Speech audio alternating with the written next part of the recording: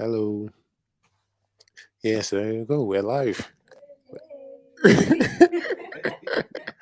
Okay. Right. Yeah, I can just see a wall for Abigail.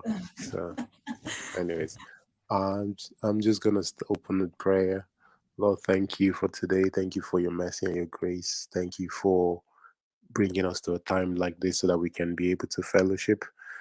Irrespective of all the challenges, we've still made it here to your own grace and glory. And we thank you. We give you all the glory. Let's have a good night of conversation, discussion, and fellowship in Jesus' name. Amen. All right. Um, so before we go any deeper, I think someone added a prayer. It's online prayer book. I was just gonna read that. It's very nice. If I can zoom in, I can zoom in. Never mind. But it says, "My King, I'm grateful for the inclusivity of your kingdom. Thank you for announcing the good news of your kingdom. Help me to receive your blessings in my poor and broken state. Amen." Oh, pretty cool. All right. I guess first question is always, anyone got any thought through what we talked about last time and anything that you know we kind of went through the beatitudes last time, and any questions regarding that, really? No. For me, really, I guess for me, just what kept resounding in my head, and I kept hearing it actually throughout the week. That whole part about you are the salt and light of the Yeah, salt of yeah. the earth. So yeah, that kind of just stuck with me for the whole week, and yeah, I just kept thinking about it. What's that? Anything else? Um, I guess just the comparisons. I guess just the comparisons like that was made between like understanding what scriptures actually say about being poor in spirit and stuff like that. I think that really just hit home that the kingdom of God really isn't really doesn't operate the way in which the world thinks it should or how we as humans think it should. It is very different. And I think just being aware of that really, that kingdom living is very different and it's not complex. Mm. And I think sometimes we tend to make it complex. But yeah, just that really, I would Okay. say. Yeah, Yeah, that's pretty cool. yeah. Yeah, yeah. We went through quite a lot last time. Actually, it was yeah, the beginning of Jesus kind of introducing, announcing the kingdom, and there is quite a lot in this part, this whole Sermon on the Mount, and all the things he kind of goes through. He goes through a lot of stuff, and I don't know. I remember the first time I read, not the first time I read it, but the first time what's the word? I don't know. The first time I just sat down to read everything in whole, because you hear about different bits of it in sermons here and there. Then you actually sit down to read it, and it's just like it shocks your system a bit, and because it just goes through quite a lot of different things inside of it. But yeah, okay. We're just asking again if there's anything that we thought of through the week based on, oh, you weren't here last time. So, We're back. You on holiday? Well, yeah. Hello, yeah. cool. All right. Cool. We'll just go on to today, what we're gonna do today, and I think we're gonna take it bit by bit rather than reading a whole, because we'll just take each chunk on its own, then go to the next one, then go to the next one, then go to the next one, and see how far we go, and then you know, and yeah. Okay. First part is do not think I've come to abolish the law or the prophets. I have not come to abolish them, but to fulfill them.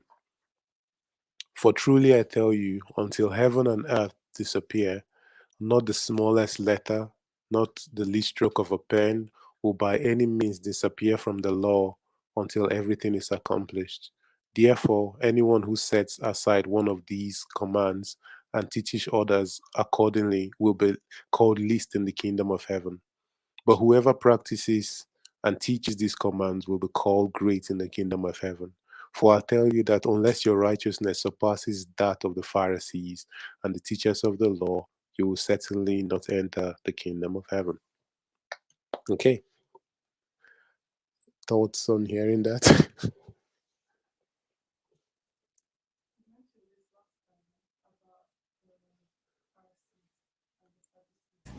And your righteousness surpassing them. What am I making that up? You didn't mention this on the last unplugged. I don't think we did. Okay. Maybe Well, we then- did. Maybe we did. Yeah. You might have done Well, it. just maybe briefly. Yeah. I see.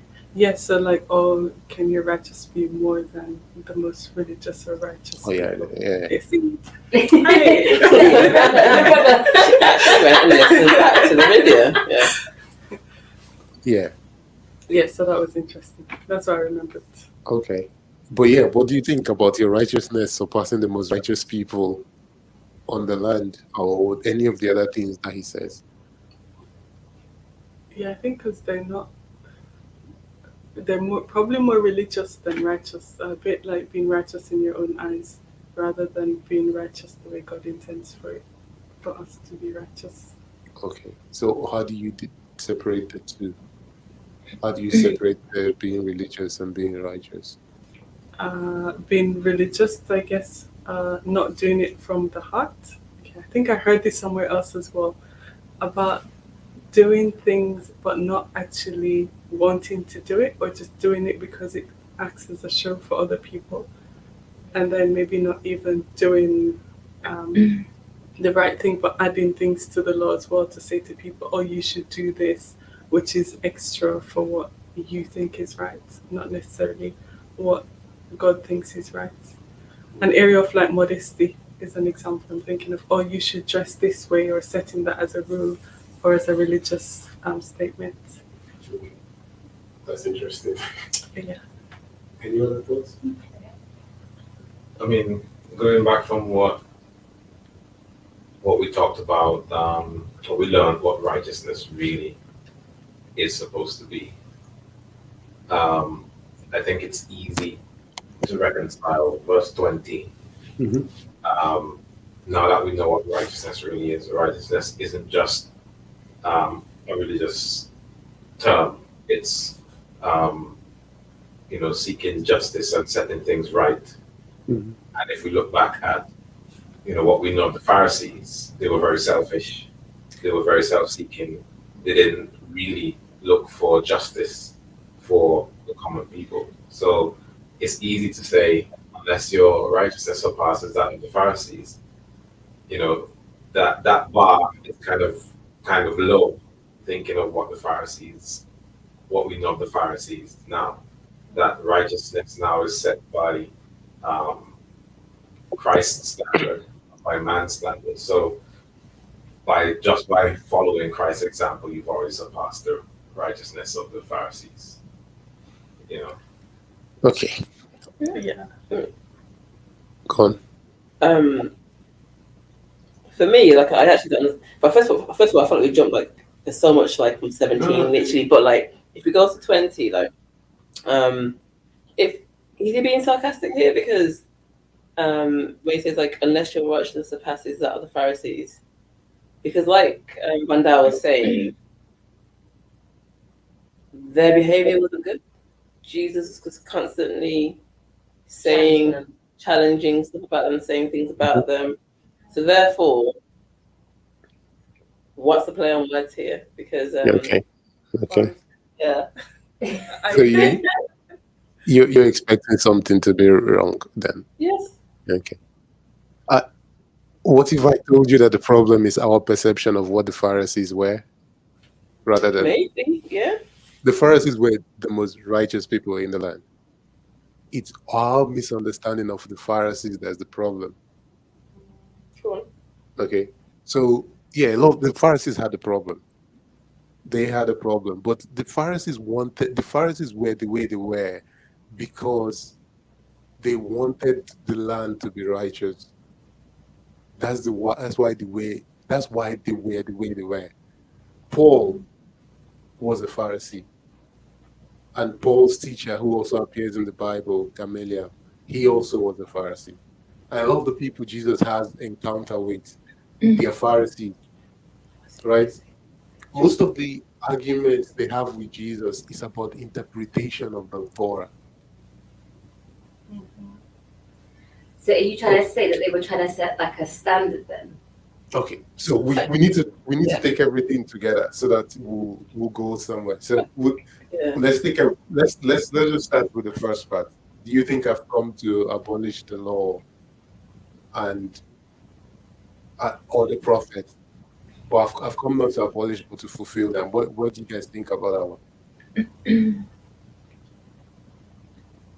I think that it's a verse that, or even more often than sometimes, it gets like forgotten because people kind of think like, oh, it's in the Old Testament, so we don't necessarily have to um like still follow that or like when think of the law, but then this is like contradicting that.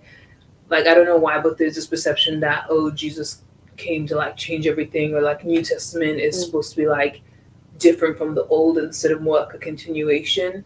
So that was just a reminder that Jesus didn't come to like get rid of what's in the Old Testament. Everyone agree? Yeah, absolutely. Yeah, I guess to add to that, I feel like I can understand it a bit better now. I used to wonder what that meant by fulfill it, but I actually would change that word now. So I come to live it out, to live it. So I feel like like I said, Jesus came to live the law and show us how to do it properly rather than abolish it. So therefore, actually, I guess we still kind of live the law, but the way he showed us how to live, to fulfill it. Yeah, I get you, but I think I would challenge it a little bit as well, just to say that Jesus came to make it possible for us to live it, in that he was the sacrificial lamb. Yeah, adding to it. Yes. Yeah. I think in that sense that now, instead of having the law written out, we can have the law inside us, written on our hearts. So then it'll be interesting, like, does that word fulfill change in different versions then? Don't know actually. No. Okay. I have a question. Go on then. Go on then, Abby. So when it says, I don't think I've come to abolish the law, or so in the Torah, what types of law are in there? Would it be the whole of the was it Leviticus and Numbers, or the whole of the 600 laws in the Old Testament? We're gonna go into that. We're gonna go into that now. Okay. So okay. This is the part that is always quite what's the word I'm gonna use? There is a lot of misunderstanding of the old laws in the Bible. So this is so Jesus says, I've come not to abolish the laws or the prophets.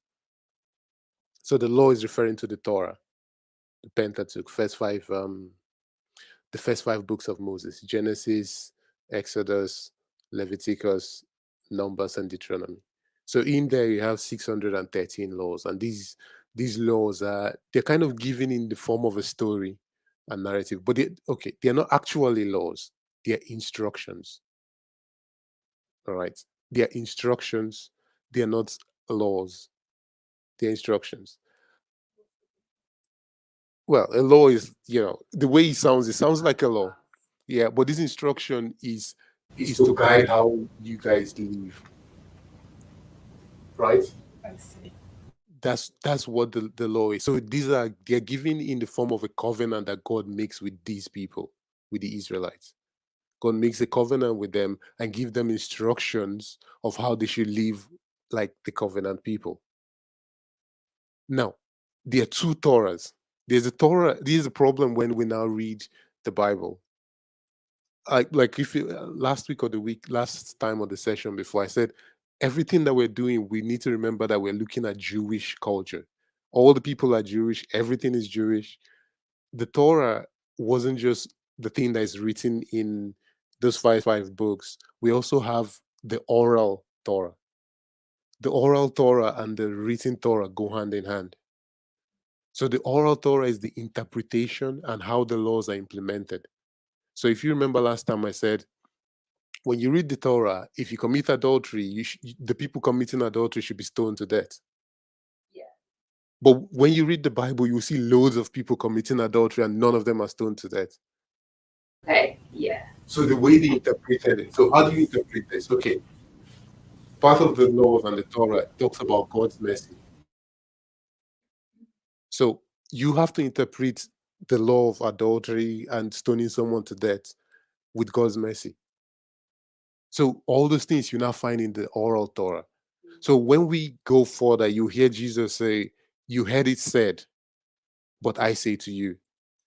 So he's not just referring to the written, he's referring to the written and the oral tradition, right? So this oral tradition now, these things have been written down in the Talmud.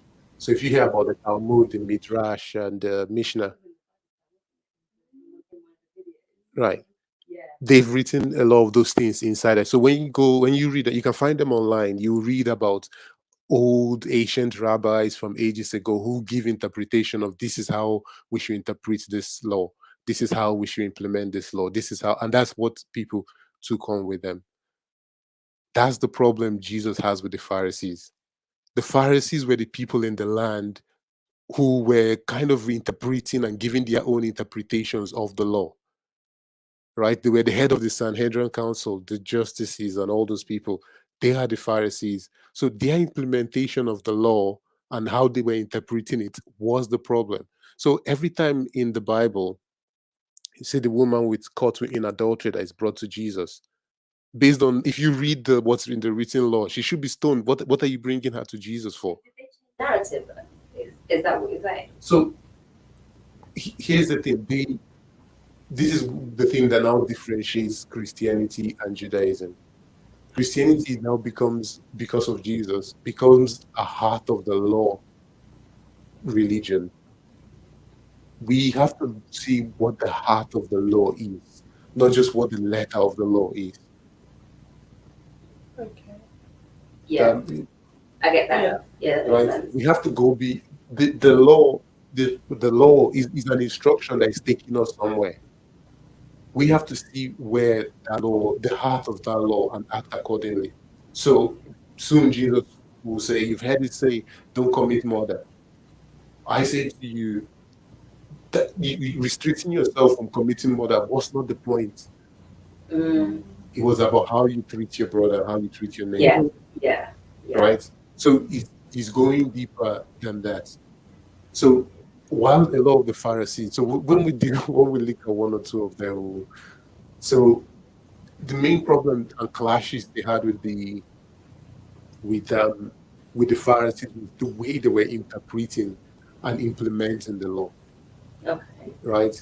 So sometimes, as we said, some of the interpretation was selfish, and we'll see one or two of them based on the differences that Jesus kind of puts across.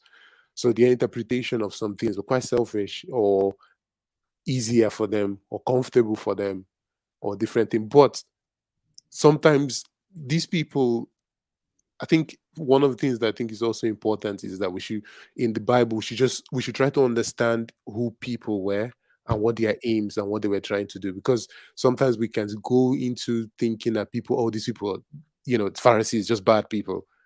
Oh, they had something they were trying to do. And if you understand the Pharisees, maybe you understand Paul a bit better. Because the Pharisees, what they were trying to do was they had seen their land being, if you read the Old Testament, the people were punished because they started worshiping other gods. They started following and doing other things all through. And this is not, oh, I'm righteous, so everybody's doing the wrong thing. I'm righteous, I'm good. No, all of us. It's a whole community thing. We all together. You read the Bible, you see Daniel. Daniel is in exile, and Shadrach and me. All those guys were following Yahweh, but the rest of the Israelites weren't, right? So, but they still suffered the pain for it. So the thing wasn't just, they could not just be righteous themselves, the Pharisees. They needed everybody in the land to go along with it. So they had a point, and that's why Paul was persecuting Christians. How could you guys start worshiping this Jesus guy that just got crucified by the Romans? We have to wipe that out, because the wrath that Yahweh is going to put on us is going to be, really severe. That was Paul's thinking. So when he's wrote to, so Paul never stops becoming a Jewish man. He just had a bit different understanding of what things were and of who Jesus was. That's the thing. So you see how we get this thing about being born again. The Nicodemus, he's a Pharisee. He comes to Jesus in the night. So he's different. His story is different. The rest were trying to play a so most of the time Jesus is challenged is in public. So they're trying to catch him out. They're trying to get him to say something that either will get the crowd turn on him, or these people. So they are playing their, what do they call it? Um Culture war. You get it a lot. These, so they're playing that culture war with Jesus. So Jesus, like, he always finds a way to get away from that. So that's essentially. So anyway, sorry. Nicodemus comes in the night because he really wants to understand what Jesus is about, right? So that's it. So back to the laws, or the instructions, laws, Torah. These things were actually good and very important for them. And when you look at the laws and the Torah, you understand the heart of what God was trying to get them and get them to live like. And it helps us all as Christians too, as well, to maybe understand some of these things, so that we see where God was trying to take these people as well. And some of it is a bit difficult, because some of it is just plain written there. You have no context to why that is written there. But then if you try and read a bit wider, especially from Jewish sources, and you'll be able to find out, oh, there's more to this than this, and this is the context behind why this is there. This is the context behind why this is there. So you get that over and over again. So because when you start reading Leviticus and Deuteronomy and Numbers, it's long, and some of it is in there. The video is great there. Well, yeah, Bible video is great. Yeah, the videos really help to kind of break it down so that you actually understand the importance of why it's in there. Yeah. So let me show you guys one of the things in Genesis. So we have this. Just so you see how you interpret this. Well, it starts with it. But you must not eat meat that has its lifeblood still in it. And for your lifeblood, I will surely demand an accounting. I will demand an accounting for every animal. And from each human being too, I will demand an accounting for the life of another human being. Whoever sheds human blood by humans shall their bloods be shed. For in the image of God has God made mankind. So do you see a problem of it here? Yes. Go on then. Go. Which No, I don't know. I'll just throw it out there. If one human kills another human, and then that human has to die, is it another human going to kill that human, and then that human has to die? And so then another human will have to kill that human, and you have all humans killing each other until there's one human left. So, is that when they put the mark on Cain from the jump to say let's not go down that route? I actually wouldn't have seen that actually. I just saw the part about image of God. Mm. So why say that? So again, a lot of people read this and go, because okay, you need another person's. You need in order to justify the death of someone else's life must be taken, or someone else's blood atones for someone else's blood. However, however, okay, yeah, yeah, but you've killed somebody else. That's owning for that blood, basically. Then what about the You don't need person? anybody else to die. No, because no. No, but I mean, what tones for the first one? it's almost like payment, essentially. It's essentially. So Okay, okay. If I kill this person, then to atone for that person's blood, That person somebody's must gonna die. kill me. Let's rather that person must die rather than someone's gonna kill you. How do you ensure they die? I mean, No, but it is. This is the problem. yeah, I guess you can use it in terms of to try and go actually. This is the ends there. Or, yeah. Or these are the maybe things not. that these are the things that these people they had to figure out. Okay, what is the heart of what this is? But look at this. It says, because we're made in the image of God. It's interesting. Right. The reason why you should not kill a human being is because he's made in the image of God. And But is if that Okay. why it ends like that in verse 6? For in the image of God has Yeah. God made mankind. Exactly. So if you kill if someone kills another person, you can't now kill that person who has murdered someone else because he is also made in the That's image of something, God. interesting. I guess some people say that's why God put a mark on Cain because he did kill his brother. Yes. So therefore he should have died according to the Yes, according to these laws. but then that God don't kill him. Because otherwise I feel bad. Because We feel it'll be it's justice. self-perpetuated.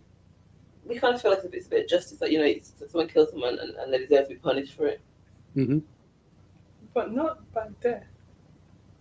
You can They kill find. somebody. Yeah. But this is I'm not saying I believe in like the death penalty. I'm just saying as in like it feels weird actually to me anyway. Actually, no, I get it because I don't believe in the death penalty, but actually it does feel weird that I guess there's no justice for that person.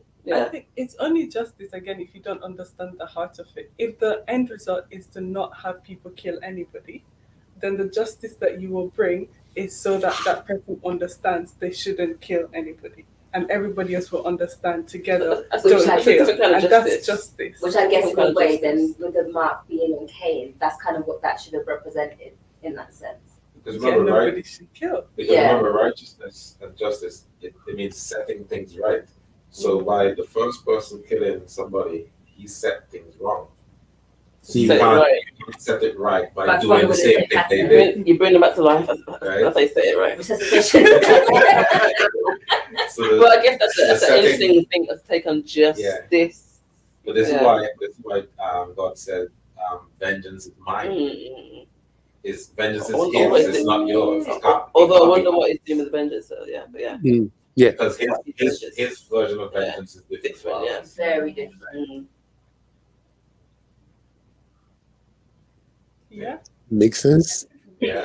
But you see the things that they have to. So it's not just this written down. They had to debate all these things. So in the Talmud, you see different rabbis, and in their tradition, they had different rabbis saying, "No, this is what we should," and this is, and they will have school of thought. People will go towards this rabbi, and others will go to. In Very that clever. sense, Yeah. if you were to bring that kind of thought process into modern day thinking, it's almost like, yeah, this is my truth, this is what I think, this is your truth, this is what you think, I think we have some. and then you have different interpretations instead of what's actually supposed to come from them.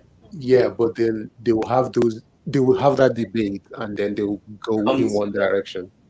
They'll come to a conclusion and Because that's why they'll you can't have decide, two truth, though. and then Right, they'll go okay. with that. But then the difference between, like, say, this council of rabbis and Joe blogs on the internet is that they were all like learned experts that delve into the scrolls and read and reread and reread and reread the That's it. scrolls Yeah. so that they can come to an educated Mm-hmm. conclusion. Whereas many people these days, they're just going off their own opinion or maybe something they read off the internet. Mm. You know, the majority of people who are shouting the loudest don't know the most. Mm. They just know an opinion that they may have read or an opinion that they may have formed by themselves. They didn't.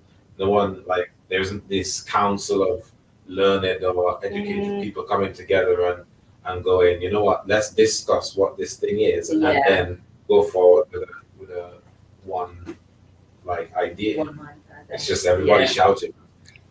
saying this makes sense. Yeah. Oh my gosh, that's So yeah. So they debate things like that, and is I do believe that love is the answer, but actually setting things right, I think that's a really good way to think about it, is to not do that. So the justice is to set things right, which is to not kill. Yeah, I don't know, that's really good. Mm. It's really, It's a hard pill to swallow, especially I think because on that sense, because yeah, our human tendency is eye for an eye. mm, You know, even or at least some form of punishment. yes, yeah. Right. It is kind of eye for an eye, but it isn't eye for an eye. It's But not, yeah. yeah. There's I remember reading or someone showed a video, I can't remember. There's a tribe Neat. of people somewhere. If any one member of the tribe like does something wrong, Yeah. they don't get thrown out, they don't get ostracized. They bring them into the middle, they help them. and then they all like hug them, I've heard or that. they surround them, yeah, and then yeah, they yeah. just like show them love and stuff for like days and days on end. Like that's all they do that until the person is like reconciled with the rest of the tribe, and that's how they deal with injustices. That's how they deal with when somebody does something wrong. Mm. And that's Very interesting. I guess the issue with us really in this world is we don't get enough time to, I guess, rehabilitate the person that's done wrong, and then I guess it perpetuates, and you never get to set it right, basically. So, yeah, I don't know. So if it's not instant, then how can it? But isn't that what prison is about? No. It's about Which part? It's about looking the other way, Which part? so that don't do any harm. Yeah. I thought, no, but why are you giving time in prison then? I thought that was time that's the to. punishment. Yeah, prison is punishment, but prison is prison is prison is a different kettle of fish because Yeah. it's about making money as well. Oh, that part. The majority of prisons The are privatized industry. now, so it's not like Because if you think about it, why are you sending someone to jail because they have a drug addiction? Like Rehab? exactly, put him in rehab and try to help him instead of put him in jail. Why are you doing that? Anyways, cool. Oh, that kind of take us down somewhere in the law. No, Yeah. So yeah, there's a lot of things in there.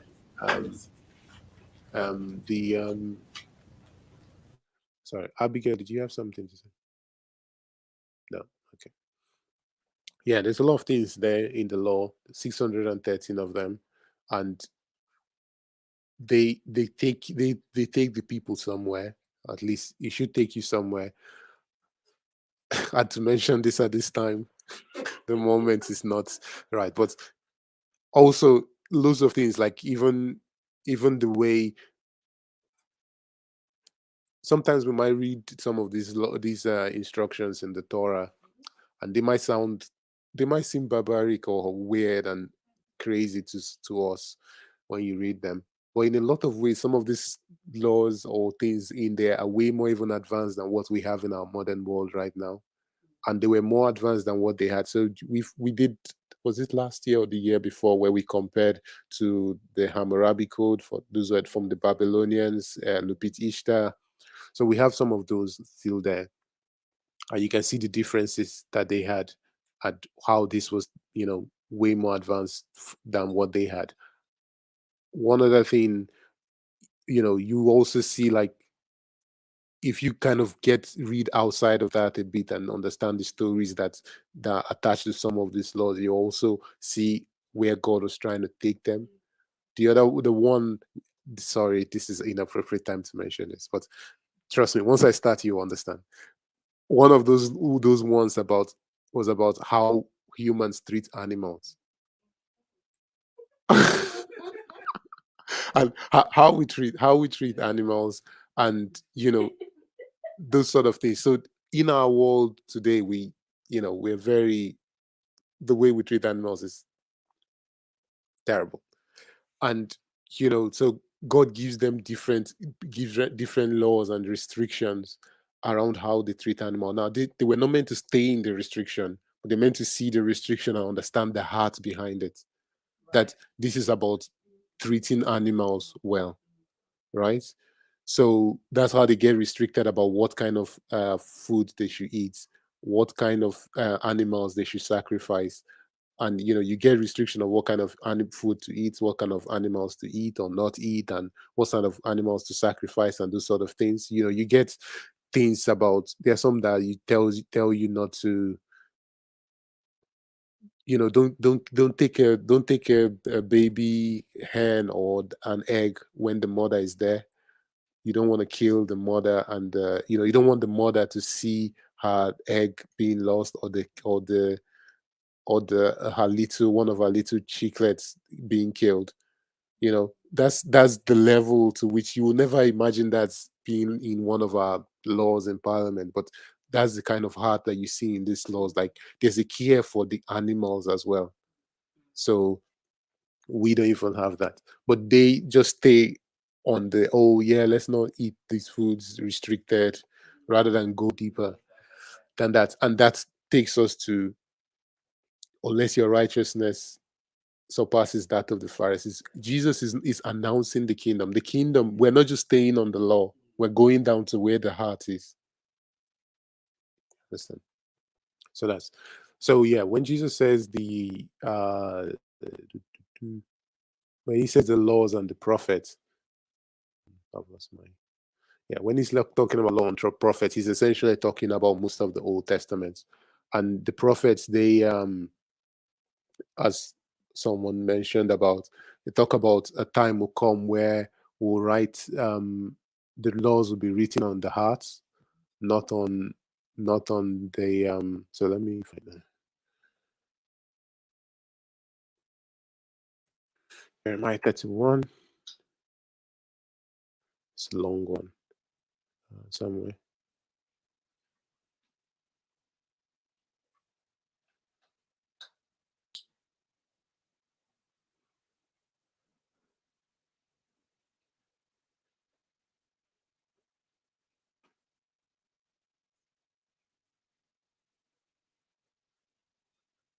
So okay, so here, this Jeremiah 31. The days are coming, declares the Lord, when I will make a new covenant with the people of Israel and with the people of Judah. It will not be like the covenant I made with their ancestors when I took them by the hand and led them out of Egypt, because they broke my covenant, though I was a husband to them, declares the Lord. This is the covenant I will make with the people of Israel after that time, declares the Lord. I'll put my law in their minds and write it in their hearts. I will be their God, and they will be my people. No longer will they teach their neighbor. No longer will they teach their neighbor or say to anyone, know the Lord, because they will all know me, from the least of them to the greatest, declares the Lord. For I will forgive their wickedness, and I'll remember their sins no more. So the prophets, you see this a lot mentioned in the prophet. The time will come when God will make this new covenant and write the laws on the people's hearts. And you see in Joel, where this is one of the things Peter says at the Pentecost, I'll pour out my spirit on all flesh. And so that's kind of, so Jesus says he's coming here to fulfill all these things as well.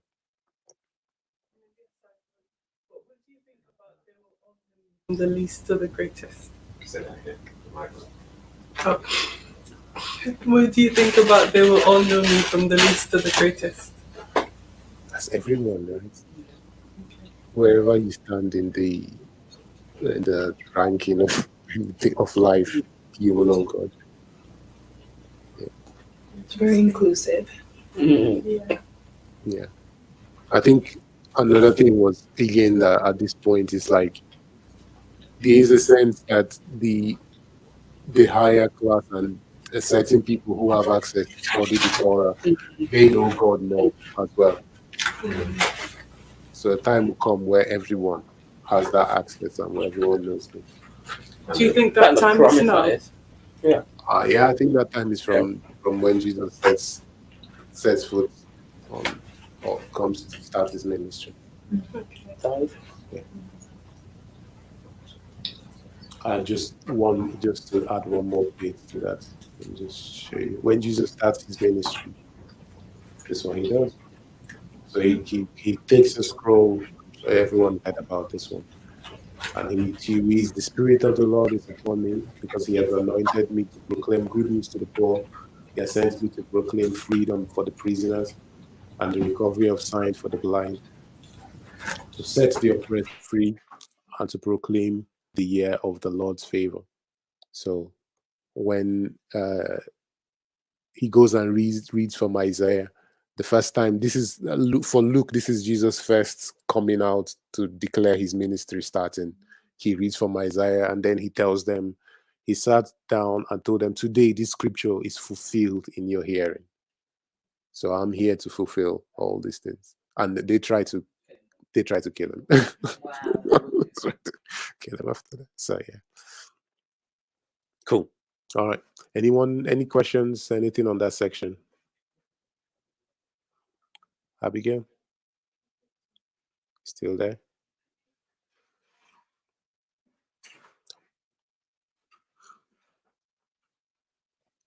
Okay. Yeah, all good on my side. Okay. Right.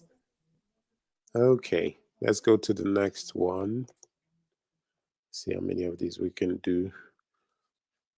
So obviously the way he's been talking, people think that he's here, he seems to be abolishing the law, because he seems to be saying things that are almost contrary. So he tells them, "No, I'm not here to do that. I'm here to fulfill it." Right? "I'm here to fulfill this law, live the way this law wants us to live," and all that. Then he now starts doing this. So he starts off with, "You've heard it said, you have heard that it was said to the people long ago, you shall not murder, and anyone who murders will be subject to judgment. But I tell you that anyone who is angry with his brother or sister will be subject to judgment. Again, anyone who says to his brother, Raka, is answerable to the court, and anyone who says, you fool, will be in danger of the fire of hell." Gehenna. There. "Therefore, if you're offering your gift at the altar and remember that your brother or sister has something against you, leave your gift there in front of the altar. First, go and be reconciled to them. Then come and offer your gift. Settle matters quickly with your adversary who is taking you to court.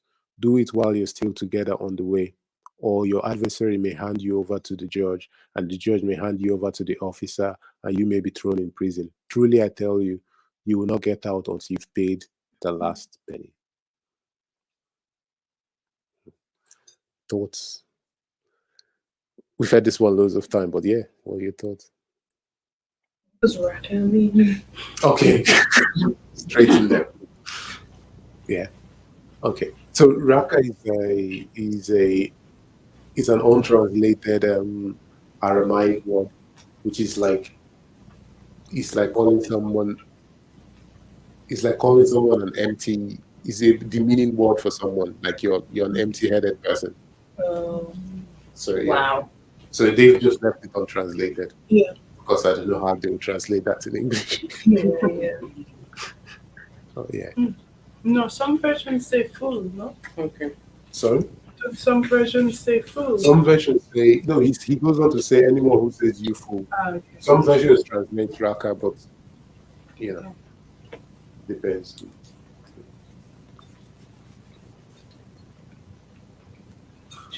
So We go around. So- yeah. sorry. I was going to say, we, a lot of humans, go around calling people fools and idiots and stuff all the time. Like, and actually, yeah, the degree to what we're doing, I guess we have been desensitized. Is it? Mhm. Yeah. Again, that's kind of where culture comes in, and it's okay to do that because you're not being rude. It's okay to do that because everybody says it sometimes, and it's deemed as okay. It's okay to be angry like that. That's fine. Because you're not swearing at them, right? Yeah. But according to this, it's the same thing, isn't it? Basically, it's equating it to murder, Yeah. right? Yeah. So, really and truly, it's the same thing. And I guess the heart here is it's not necessarily to like don't get bogged down on The the word. what, Yeah. But the why. but it's the fact that you've treated somebody badly, whether like from thinking of them badly to saying something demeaning to them or about them, even if they didn't even hear you, to murder. It's all the same, treating somebody else contrary to how God wants us to treat. That's there's all the same.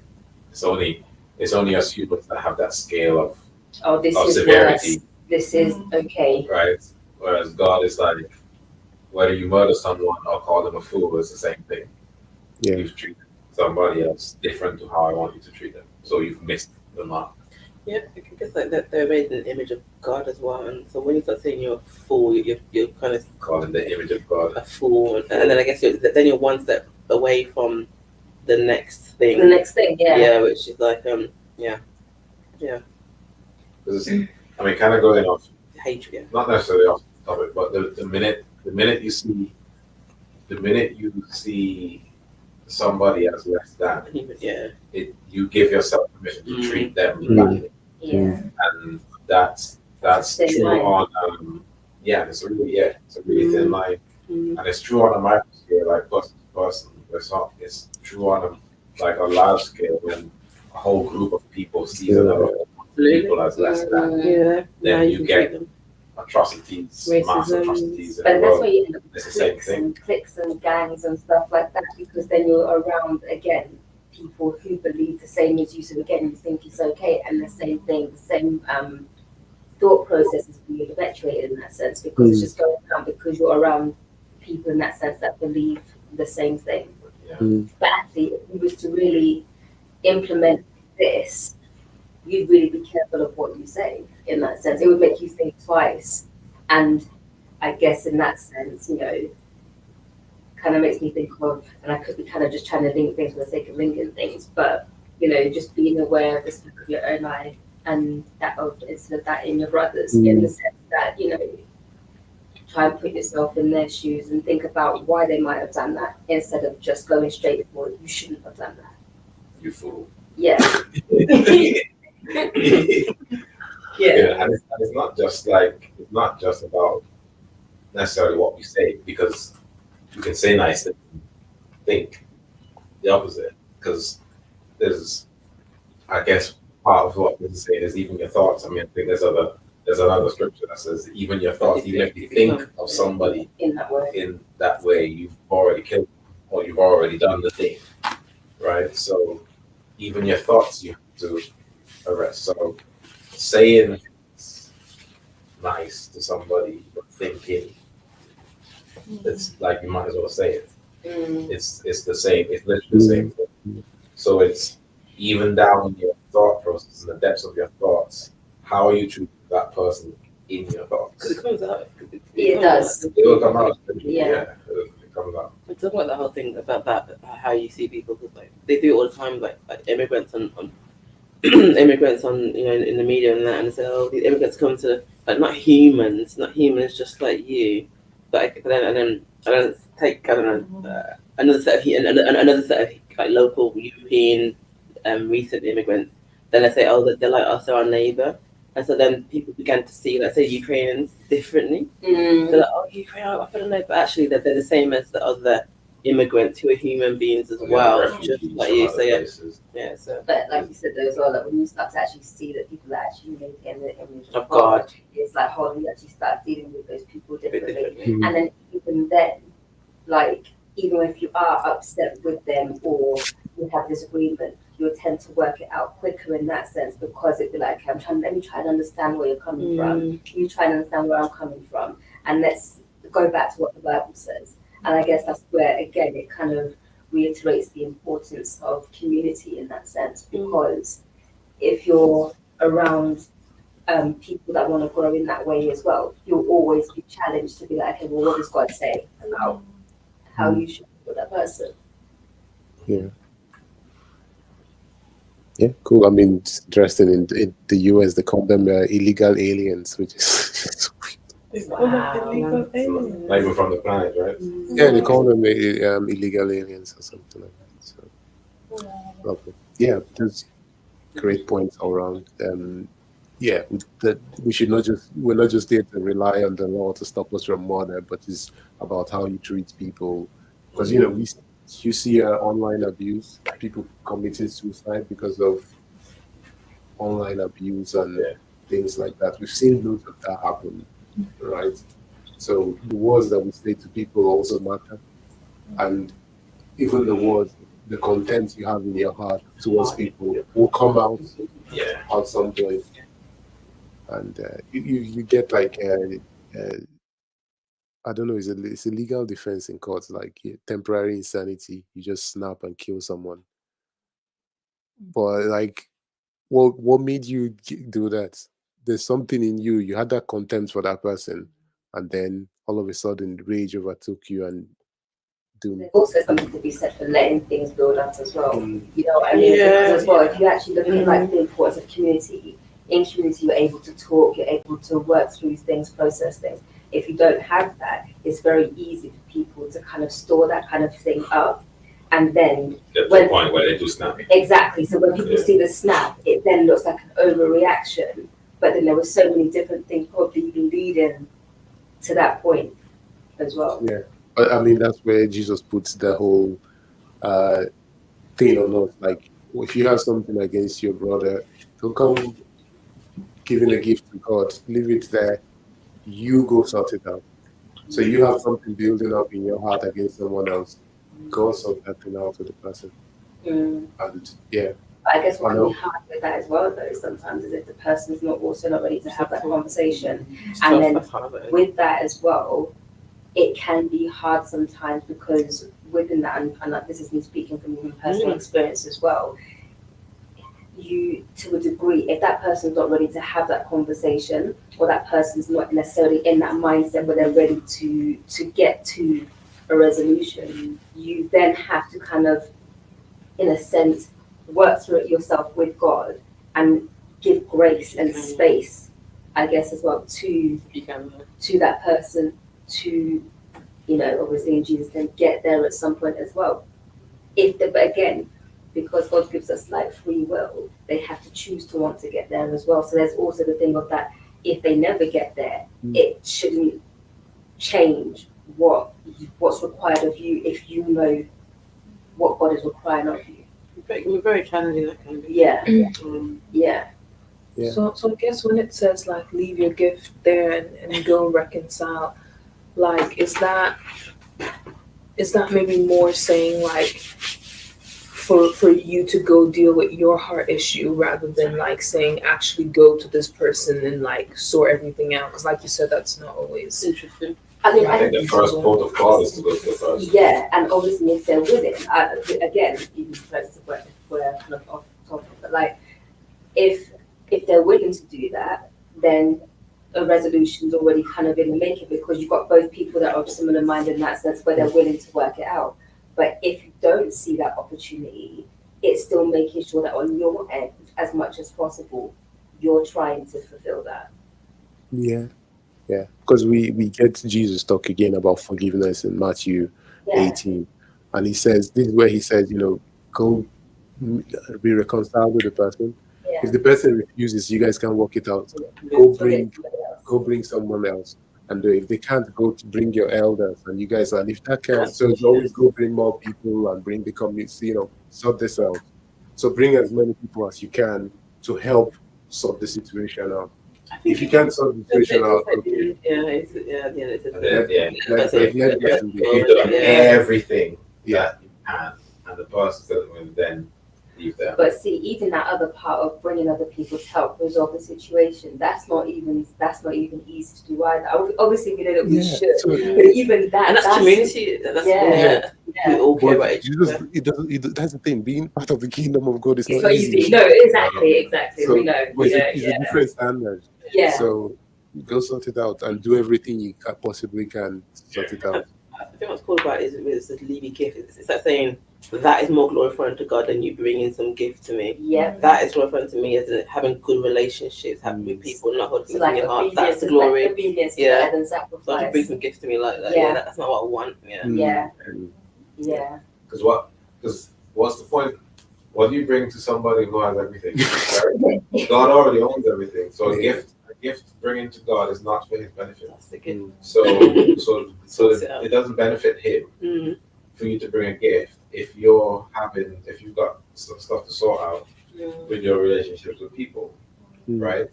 His aim for mankind was to partner with us, and he can't partner with us if we're in wrong standing. Yeah. Right. Okay. So, and part of wrong standing is being in wrong standing with others, with our neighbors, our people around us. So, if we're not sorting that out, he doesn't want the gift. I mean, he doesn't need it anyway, right? The gift is just is more of a symbolic thing for our benefits more. Right. So why it wouldn't benefit us if we've got stuff that we need to sort out. Yeah. That's why he said leave the gift. Totally agree. But it's funny though, because some people would rather give the gift because it's quicker. It's easier. Like, here you go. Yeah. Don't worry about this part over here. Just take this. Like the gift can sort out the issue for them. Yeah. Like, Lord, if I give this gift, then you can sort out that thing for me.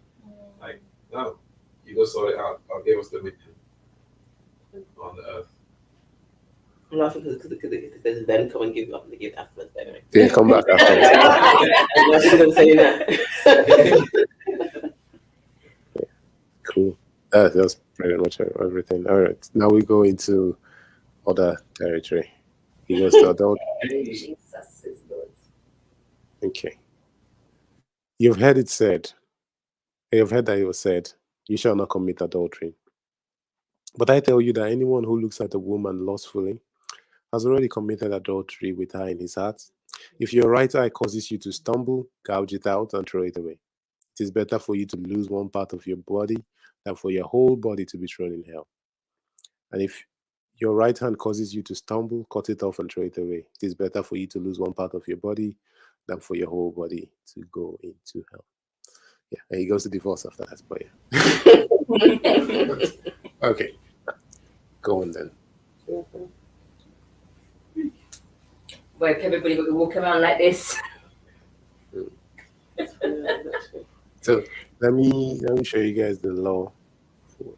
We know the law for adultery. That's part of the 10. I shall not commit adultery. Don't commit the neighbor's wife. Okay. So first question I want to ask is, what is adultery? I feel like we're probably gonna go for this for the one that we all know, yeah, and then everyone's gonna come and be like, that was completely different. Hey, I always assume every one of the question is a I trick think question. you changed the question. No. We're starting from somewhere and we'll keep going. Just wait. I always assume your question is a trick question. Oh my goodness. Okay, let me just go where I'm going. Please, sorry. Okay, I think it's very like textbook. This is my understanding. If you're married to someone and then you have sex with someone who you're not married to, that's adultery. Okay. That's a perfect definition of adultery. No trick question. I'm waiting to drop. I'm waiting to That's what I'm waiting for. I happily be wrong because I'm not married, so maybe I don't know what adultery is.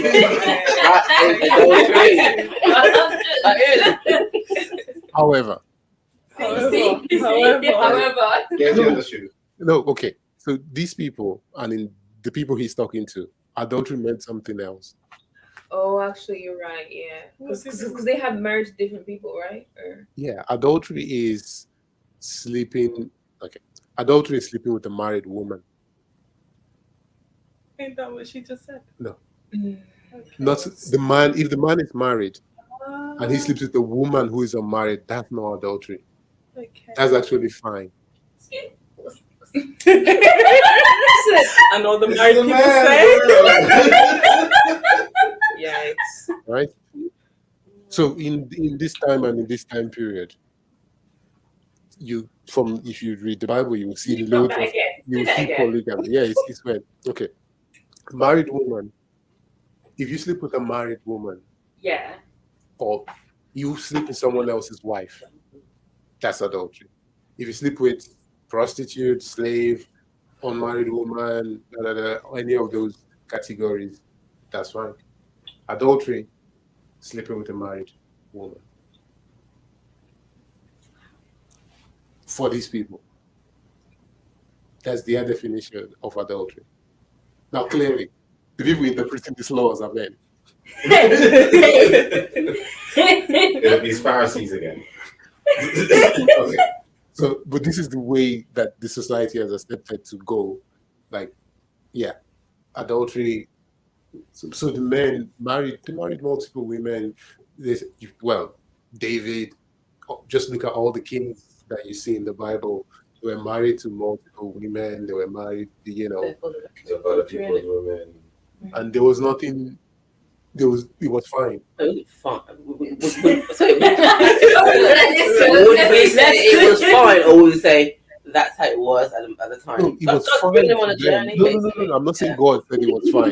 Two different things. Two different things. I didn't say. Let's not make that. Bring them on a journey. Yeah. Let's calm down. I didn't say it was fine.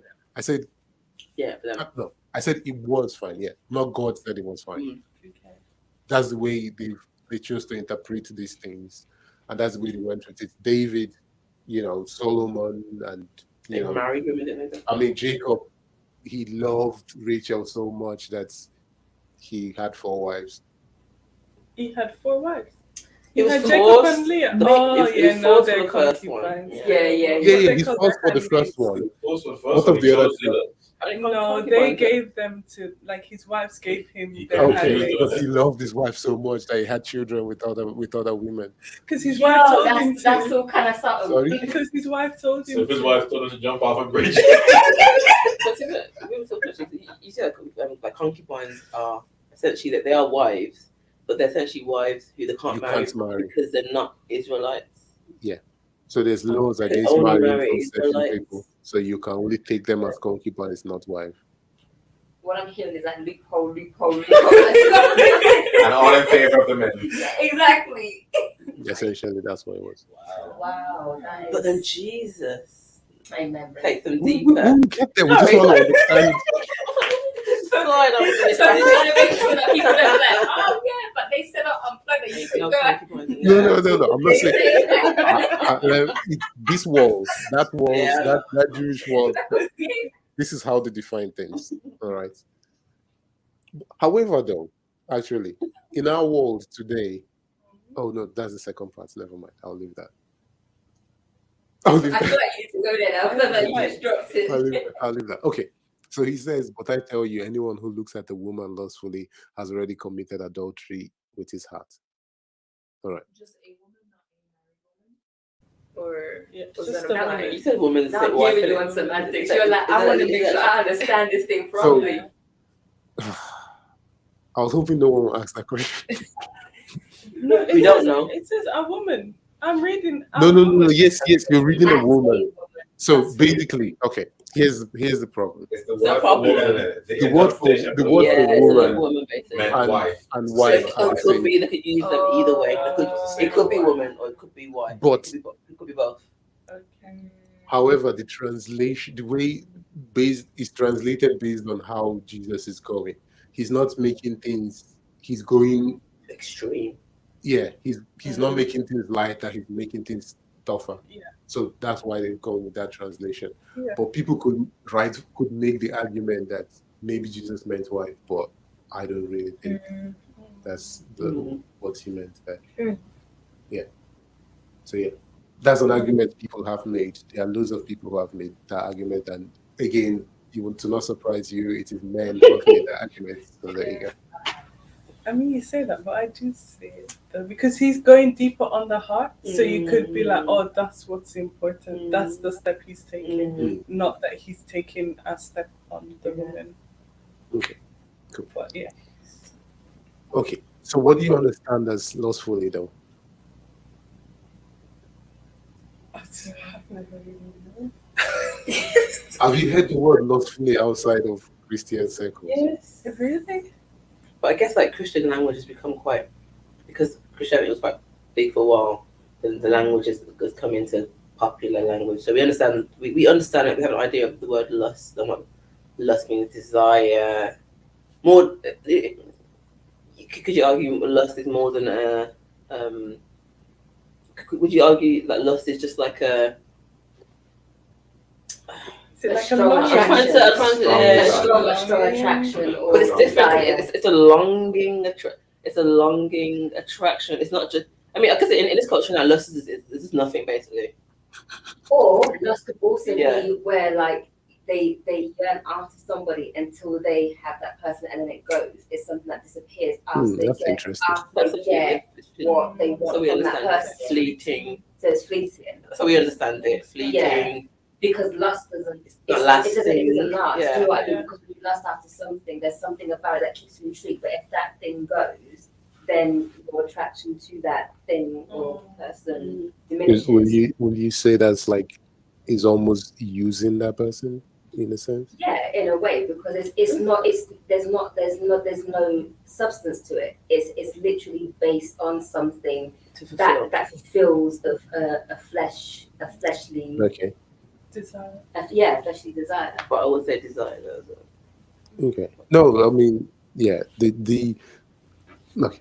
The word that is behind that has been translated to lost or lustfully. That word doesn't really mean lost. So it's a Greek word epitomeo, which is kind of you can say covet or like a deep longing for something. So when you hear Paul talk about having longings for the Holy Spirit or stuff, it's that same word that's going. It's neither negative or positive. It's just a word to describe it. But it's kind of in when they translated the Old Testament to Greek, where he says do not covet, that's the word they use for that. So it's kind of come. So just to understand it a little bit better, it's kind of like no, I'll go with the question actually. Why is Jesus only you consider Jesus is only addressing one gender in this? Can this other gender not look lustfully? I think again, it's like makes me think, which is a good reminder. As well, like having these conversations of like when you read the Bible, remember like that it was like the kind of people, so the Jewish people and like how they lived their lives, and obviously as we've seen, like the men were in power and the men were, the ones who like. I'm trying to think of the word. It kind of makes me think of the part in the Bible where it talks about like men love your wives versus wives submit to your husbands, because he's speaking to like how they act in their like way and culture. In their culture, the women already maybe know how to love their husbands, already do that. Yeah. But it's this, so like Jesus is speaking to like the issue basically. So maybe in that time, because of the rights that women had or whatever, like maybe they weren't even allowed to look at men or something. I don't even know. But like, I'm just thinking like, obviously the men are the ones that look at issue. We're not talking like this, you know what I mean? Yeah. No, that's perfect. Yeah, because so that the women didn't have that agency to say I can. So I think some actually let's look at how some people have translated some different people have translated this. Or just interesting to see.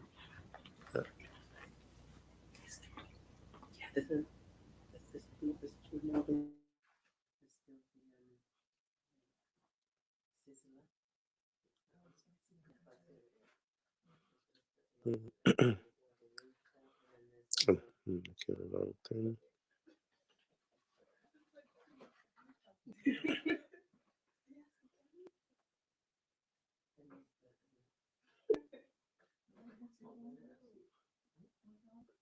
This is Margarita, and then there's the meat feast.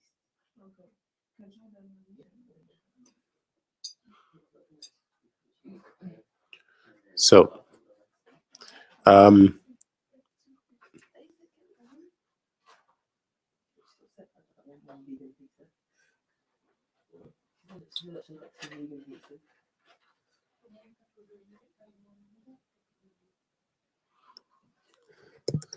so here are some of the translations that way people This one they translate it as everyone who gazes at a woman to lust after her. Well, those guys speak the Latin. This one says one who looks upon a woman to lust after her, who is looking on a woman to desire her. So look on to lust, looking at a woman lustfully, looking at a woman to desire. Okay, this one says looks at the woman. English Standard Version looks at a woman with lustful intent. Yeah. So yeah, that's how they translate this. I guess I'm no authority on this, obviously, but I see I think there's an intent inside it. There's an intent of use, either to use the person's to satisfy your own desires in one way or another. That's kind of where I see it. However, I have a rant. I have a rant.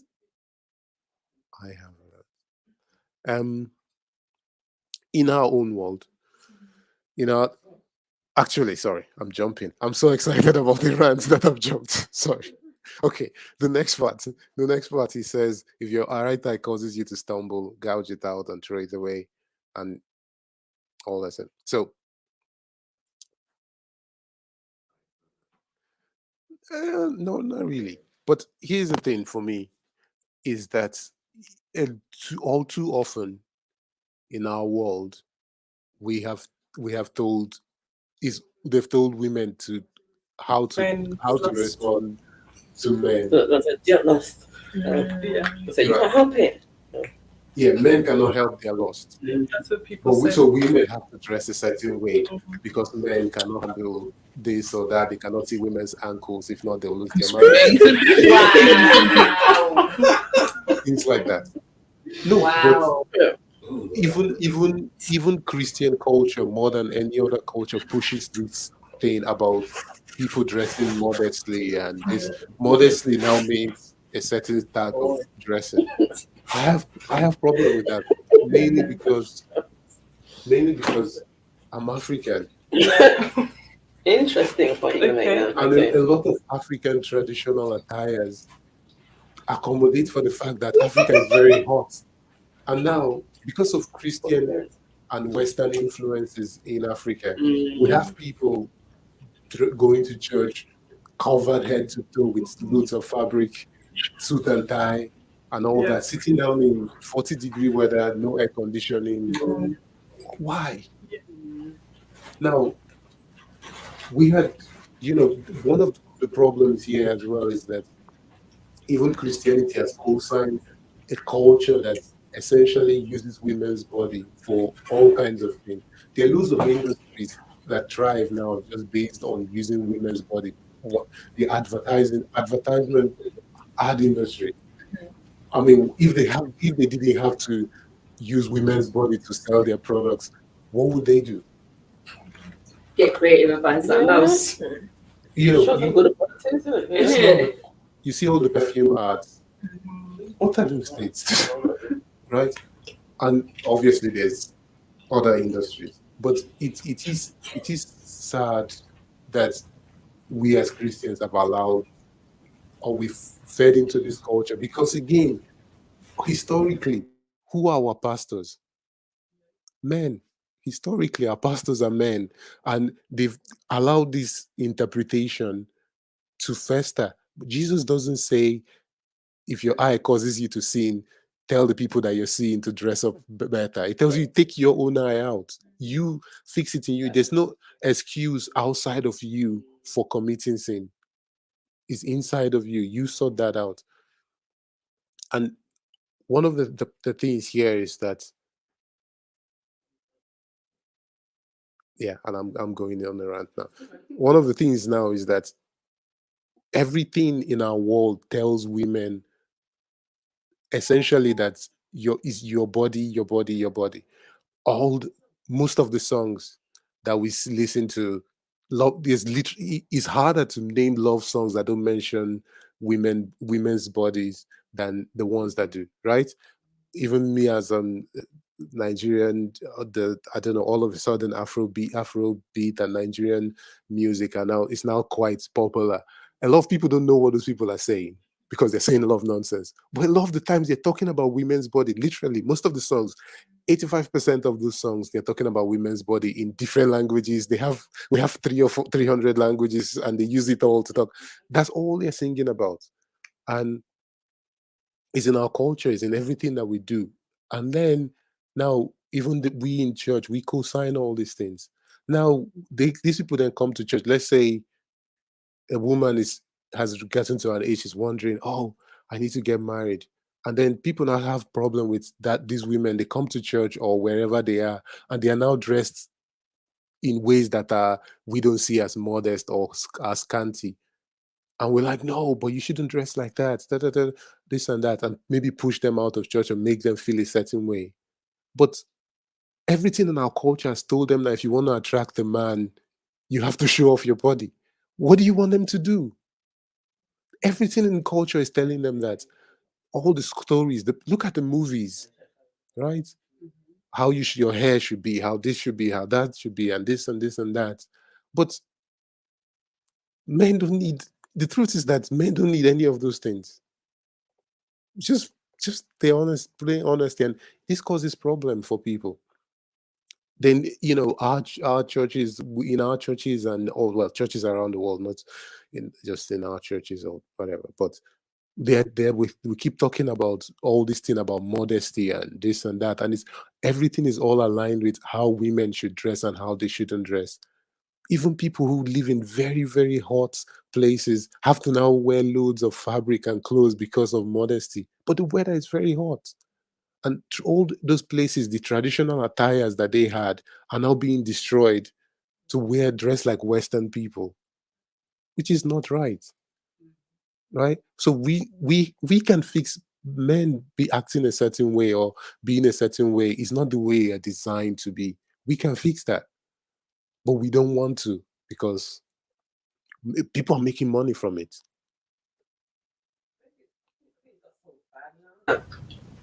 You ask probably 90% of men, and they'll say, it's just the way we're made. Man is physical, man is this and that.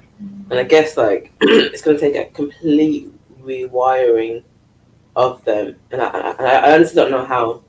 For culture, I'm not going to do it. But I don't know how the church can rewire. I mean, I guess if they keep reading this, if you sin, you pluck your eye out. It's within you. I guess that's a starting point, but it's quite hard. That it's true. But, I mean, It goes back to self-discipline, doesn't it? Like you have to discipline yourself. Yeah. And I think as well, like just seeing each other back to this person is the image of God. This person is God's like creation, and then seeing the value in that and not looking, I guess, in that sense, more lustfully or coveting, but actually like this person belongs to God. They're God's creation. I guess that they taught us how to see people, and we need to re-see people like that. I think Christian culture has to, at least with the rest of the world can have their values, but Christian culture has to set a different thing. I'm tired of hearing how people just talk about modesty and stop it, right? People like, I've heard one pastor is like, oh, he's standing on stage and he doesn't know where to look because these women are dressed like this and that. Well, maybe change where you stand. Or change how you look. Yeah, change how you look in it. But nobody ever says that. So that's a problem that we don't deal with. But it causes problems for people, and nobody ever thinks about what the women have to go through, especially in this living in this world, right? Mm. So I'm laughing because I read a scripture the other day, and I think I highlighted it where it says, Oh "Don't yeah. go to the altar with your So this is completely random. Yeah, what is it? It said, "Don't go on the altar with the With like a with your dress or something. yeah, like that. or it will cause somebody to look up it. Look Something up, like that. yeah. Sorry, yeah. Wait, in the Bible? Yeah, it's in there. It's in I think there. it's in Leviticus or something I think like that. so. Probably. No, but your point is right though. But it's funny Yeah. that Because if you do that as you're walking up, someone could look up and yeah.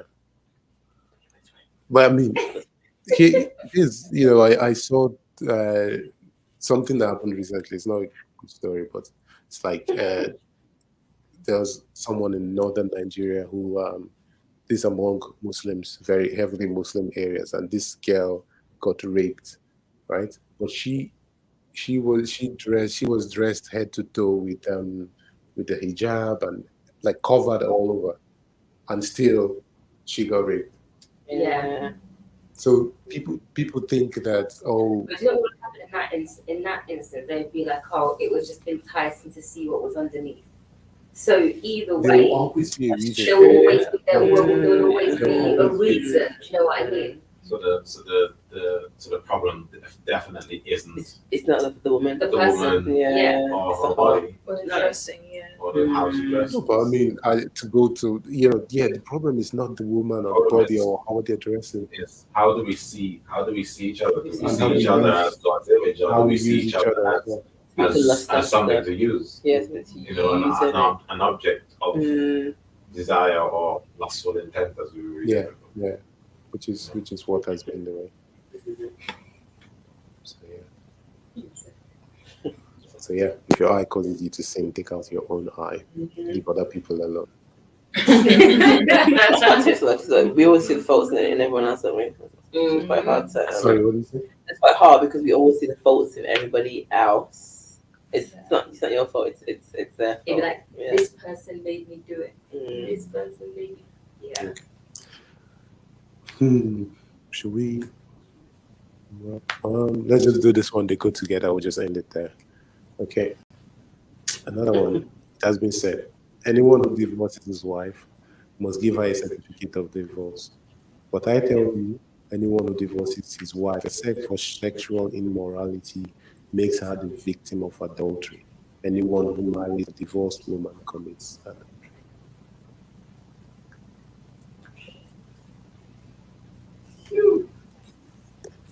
Okay. This one is heavily charged. Mm-hmm. So let me show you the law that he is quoting from. Sorry. So he's referring to.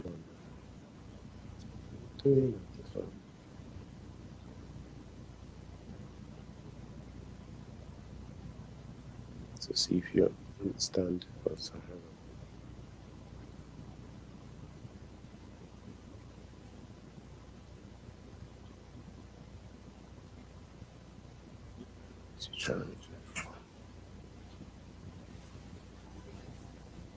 So yeah, see if you can follow this.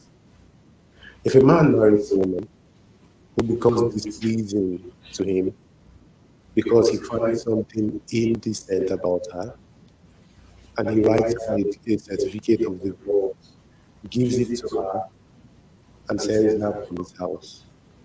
And if after she leaves his house, she becomes the wife of another man, and her second husband dislikes her and writes her a certificate of divorce, gives it to her, and sends her from his house, or he dies, then her first husband, who divorced her, is not allowed to marry her again after she has been defiled. That would be detestable in the eyes of the Lord. Do not bring sin upon the land of the Lord your God is giving you as an inheritance. Did you follow that? So many awful D words. Displeasing. Yeah. It's just an awful word. Isn't it? Like dislikes. defiled. Like, oh, I just no. Yeah. And it just seems like so like trivial. Oh, if you marry a woman and then like I don't know, she like it doesn't seem like there's any weight to it. I know it's something so trivial. Like she didn't cover her mouth when she yawned. Oh, I'm displeased. Right to her cereal. Like what? He was right himself as well. He's right. Yeah, well, the thing is, like, they can easily just find some other woman. So this is why I feel like why he talks about adultery and talks about this next. It's like once you're out there seeing other women that I don't really need all this. Let me just get this woman replaced, or you can add whatever you want to do. It's like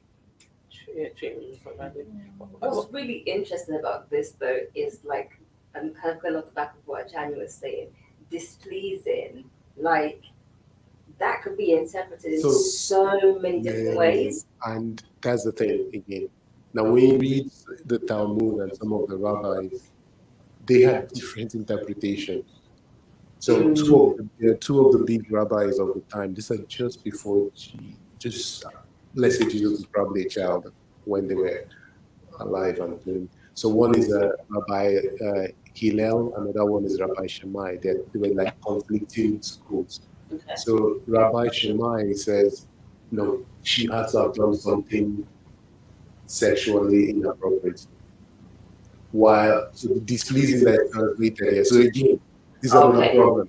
The word that is being translated as she's done something displeasing to you is a very wildly open word that can mean you can use it to a lot of things in that situation, right? So the one rabbi says, okay, no, let's go. It has to be this level of bad because we can't just divorce our wives for anything. Another rabbi says, if she does something you don't like, just divorce her. Which one do you think the people went with?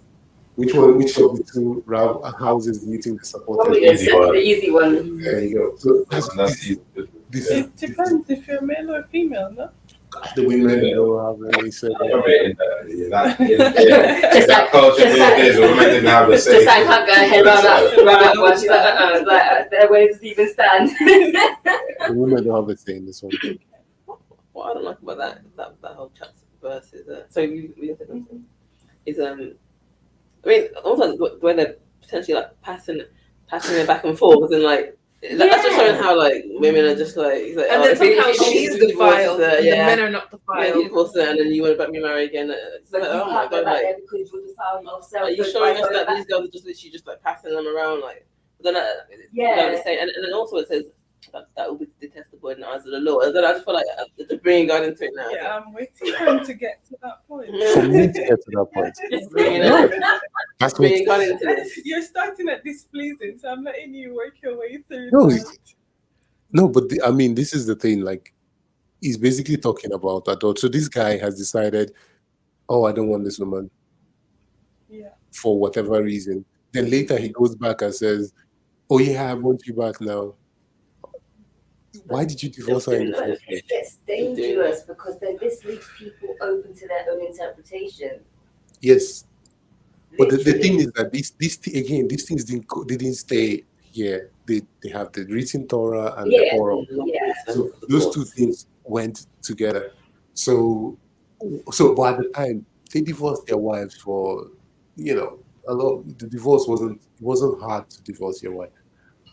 Women needed to be married in this world because there's not a lot of things that you can. It's hard to survive on your own if you don't. So I have a question then. So how would that? Obviously, I know everything about the Bible is relevant now, but like, how would you put that into now? Well, this is where Jesus starts with his understanding of divorce and what they were doing with divorce, right? So for them, they divorced their wife pretty easily. As a regularly. Yeah, I guess. However, though, I must say, the rabbis did create something for the women because they realized that they didn't just want to meet women. So they have something called ketubah. So when you get married, you have to make an agreement of what you will give your wife if you divorce her. So that thing is already agreed from the get-go. So what you're going to pay her off and monthly allowances and stuff like that, that you give for her to go away. Or Yikes, but literally though. it's Before you moved, then why was that detestable in the eyes of the Lord? Yeah. Yeah. Bring the Lord into this. They can divorce her and have somebody else. Yeah. But then to take it back is detestable in the eyes of the Lord. I mean, Well, I think isn't it the whole thing of like, then why would you divorce her in the first place? So maybe in a way that was to like discourage people from divorcing anyhow, because if you're divorcing depending on like the day of the week how you feel, then like if you know that, oh, if I do this, it's like I can't take it back. So maybe it would, I don't know if it would, but like maybe it was a way of just maybe trying to create like some restrictions of like, well, if you feel this way on this day, like if you really think it's that serious that you never want her back again, then divorce, but you can't like keep going back and forth. Like that's like I want to view it as in like in the eyes of the Lord, that's not fair on the woman. Like going like that's what's detestable. Picking her up, dropping her, picking her up. Yeah. So how you're treating the woman, that's detestable in the eyes of the Lord, I want to say. Yeah. Because again, I guess we'll go back to the thing of we're all made in God's image and stuff like that. So therefore, So this is the ketubah, Jewish marriage contract. So they've been doing this for a long time, and inside of it, they produce a thing for divorce in there that's stipulated, so that takes care of the women. So this is part of their interpretation of how they should. So this has been going even before modern Western wars had divorce settlements. They've had prenups and all that stuff. So it's typically the way they view things. But then, anyways, back to Jesus. So again, and the reason for this again is like women were kind of owned by their fathers and then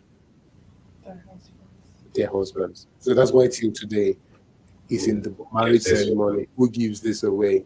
Nobody asks who gives this man away. Because he's a man. So we still carry it on, even though I don't know why we're still doing all this thing.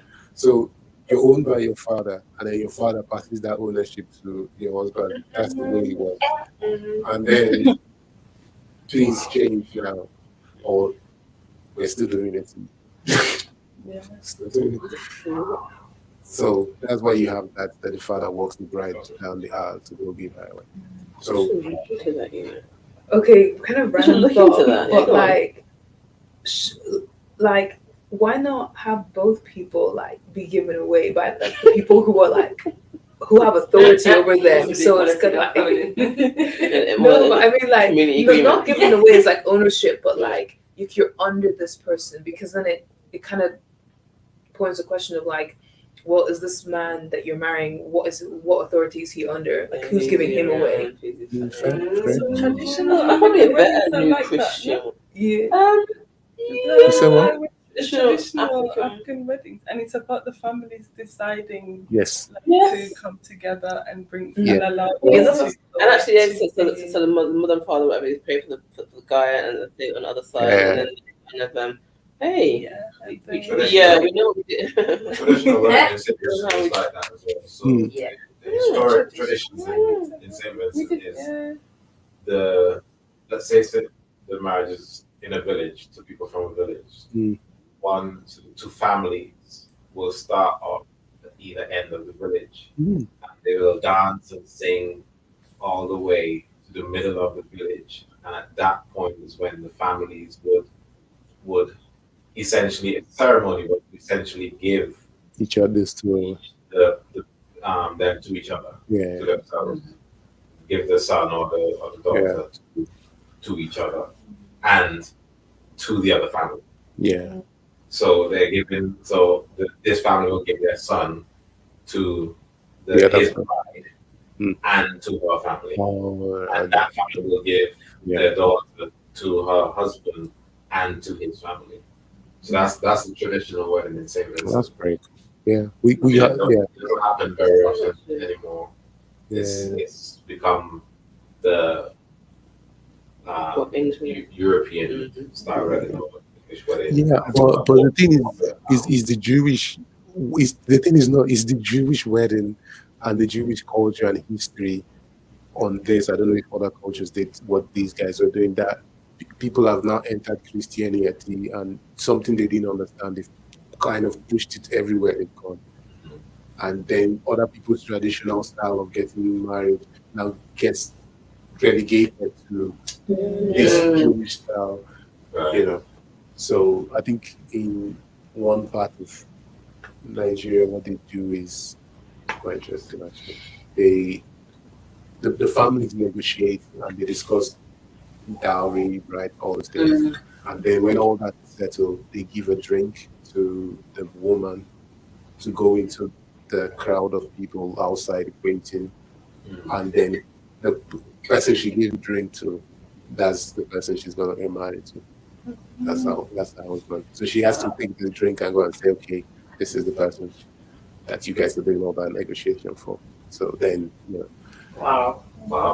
yeah, some people there have been some movies where they've used one other guy who was rich to sort out the dowry, and the woman goes and gives the drink to someone else. I was gonna say like those like that whoever she randomly gives to on that day. I'm so confused. Like I choose you. You didn't know, but I choose you. Wow. So okay. So he says, but I tell you, whoever divorces his wife, except for sexual immorality, makes her a victim of adultery, and anyone who marries a divorced woman commits adultery. Okay. Now, weird thing.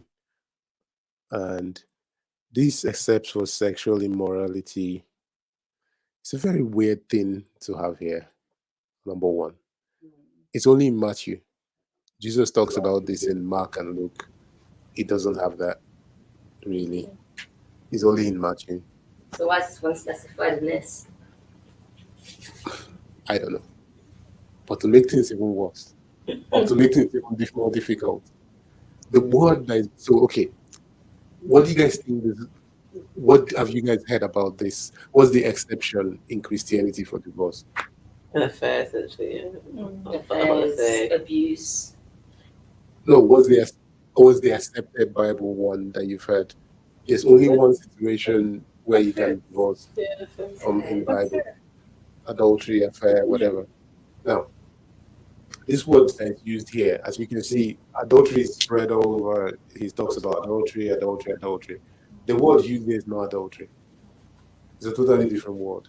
And that word is a complex word, porneia, which is, if, trust me, I can't do this thing justice. Anything outside of single man and woman in marriage? Not necessarily. Is it not? No. Okay. So, let me just show you some. Let's see how some of these people have translated it.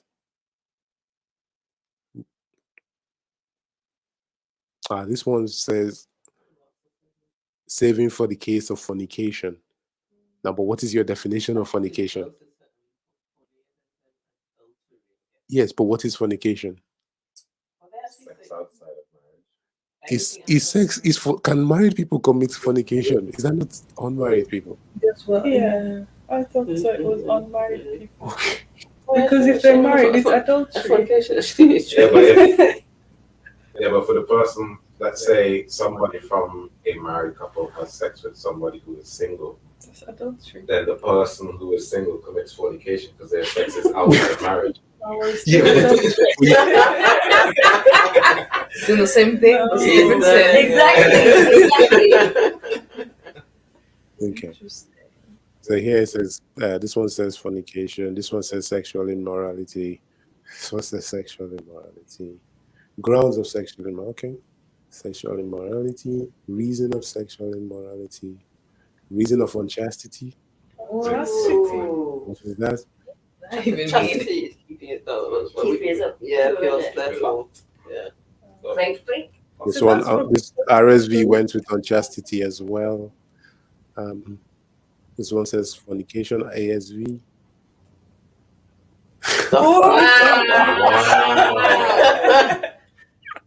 Is that woman in there? What? I usually put whores like a link to women on there. No, men can do Oh, we're that. making whores. No, Okay.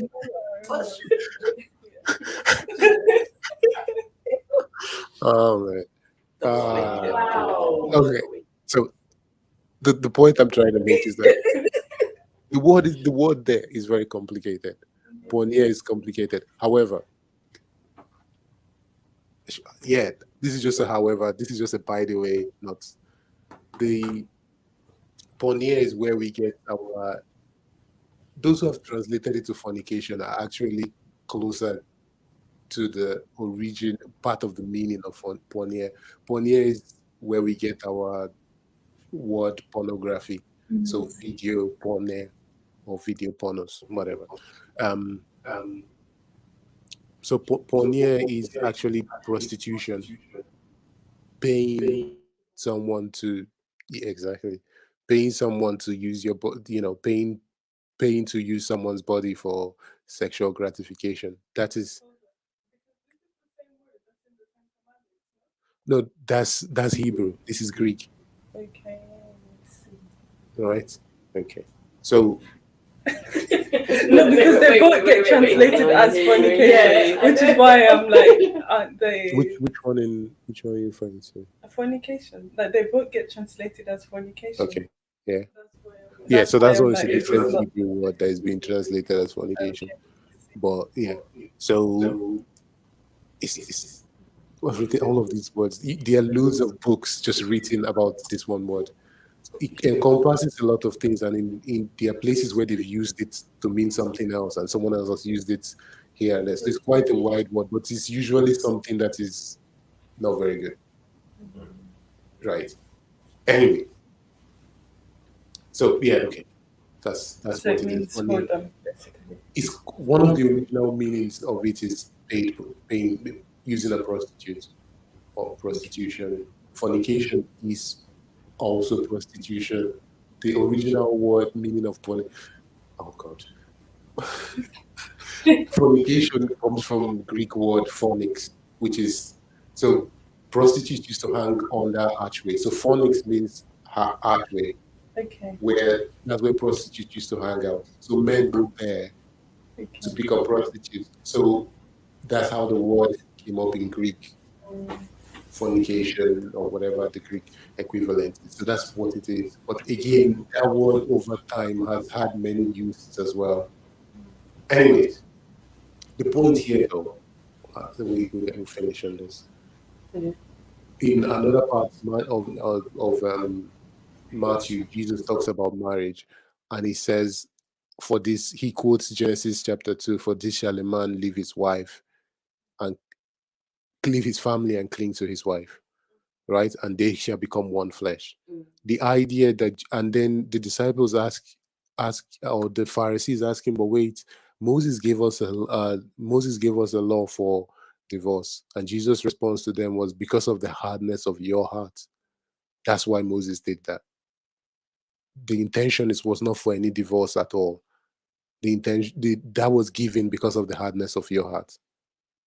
So that's in Matthew 19, right? Because of the hardness of your heart, God has provided an exception for divorce. All right. But the ideal of marriage is that they are one flesh. So here's this open question. I don't know if we need one right now, but do what do all marriages classify as people who are one flesh, what God has joined together? What do you mean to all marriages? What are you getting Exactly. I mean exactly what Jesus. was opening that can of worms. Are you trying to say there are marriages which God hasn't put together? Or are you trying to say there are marriages that they're not one flesh? I'm just asking questions. I guess in that case, that question, what's the difference? I told you, I just assumed every question there was asked was a question. I'm just no, because when people are, what do you call it?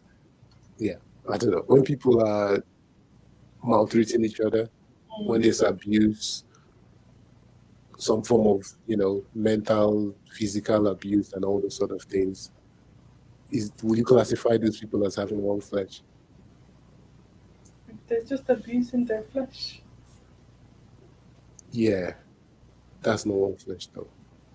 Does it sound like? Well, I don't know. Again, asking a question. When a marriage that looks like war, like a battleground, does that fall under the category of one flesh, or does that fall under the category of Moses saw the hardness of your heart and created an exception? Where does it fall under?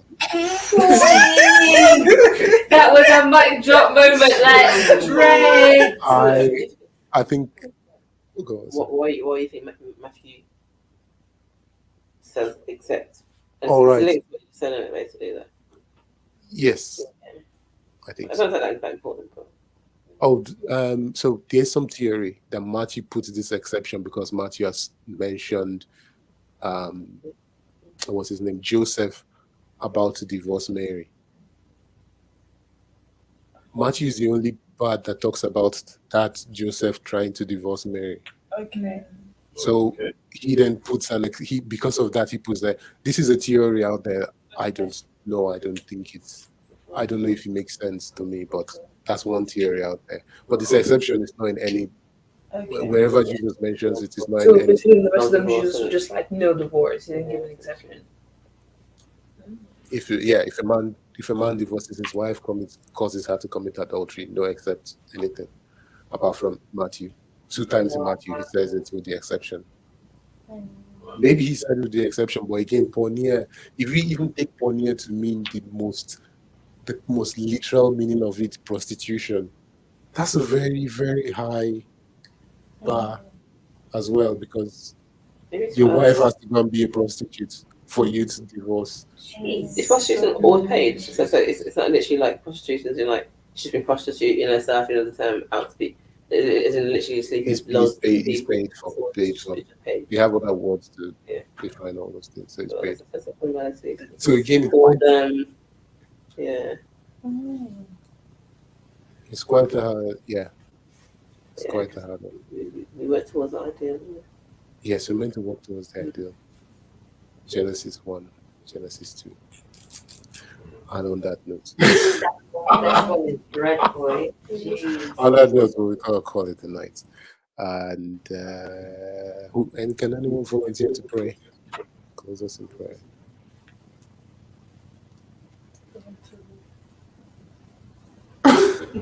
You've been volunteered. Okay. In the mighty name of Jesus, Lord, we just want to thank you for this evening's get together. We thank you, God, for the privilege to be able to read your word, to be able to discuss it, and to pray.